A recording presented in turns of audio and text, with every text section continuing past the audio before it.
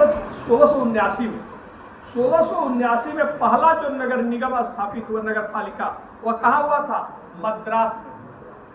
फिर 1893 के जो चार्टर एक्ट था, उस चार्टर एक्ट को मैं पढ़ाया भी हूँ।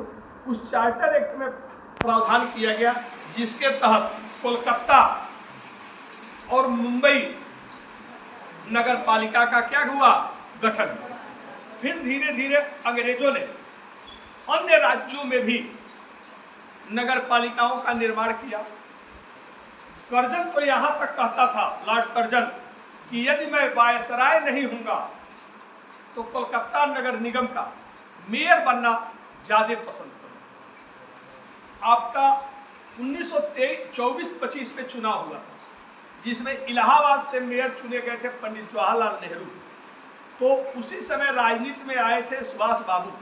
ICS की परीक्षा से रिजाइन दे करके परीक्षा क्वालिफाई किए और रिजाइन दे दिए कि हम अंग्रेजों के अंडर में कोई काम नहीं करेंगे।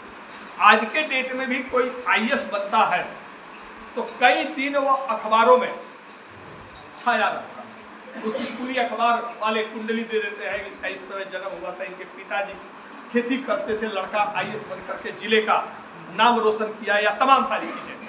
उनका पूरा बायोडाटा मीडिया वाले छापते, क्योंकि वह उस समय शहर का, उस जिले का हीरो होता है लड़का जो IAS बनता है। ये आज के डेट, अंग्रेजों के समय में तो किसी साल कोई भारतीय इस परीक्षा को क्वालिफाई करना नहीं, तो किसी साल तो उस समय अगर कोई इंडियन IAS परीक्षा क्वालिफाई किया, उस समय ICS बोला जाता था, तो वह कई दिनों तक अखबार में छाए।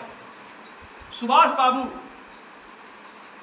पिताजी के जिद पर, पिताजी को दिखाने के लिए, क्योंकि जब सुभाष बाबू कोलकाता विश्वविद्यालय के स्नातक की पढ़ाई कर रहे थे तो ग्रेजुएशन उन्होंने सेकेंड टॉपर थे और सेकेंड टॉपर होने कोलकाता विश्वविद्यालय के। लेकिन उसी समय गांधी जी ने असहयोग आंदोलन किया 1919 में। जब असहयोग आंदोलन 1 अगस्त 1920 को असहयोग, तो सुभाष बाबू भी उस आंदोलन में कूद गए कि अब पढ़ाई कुछ दिन के लिए तिलांजलि, पहला काम देश की आज़ादी का। तो जानकीनाथ बोस जो उनके पिताजी थे, जो सुप्रसिद्ध वकील थे, बड़े फैमिली के थे सुभाष बाबू, तो उनके पिताजी ने कहा, बेटा क्या कर रहा है, अभी तुम्हारी उम्र पढ़ने वाली है, पूरा फोकस किस पर करो,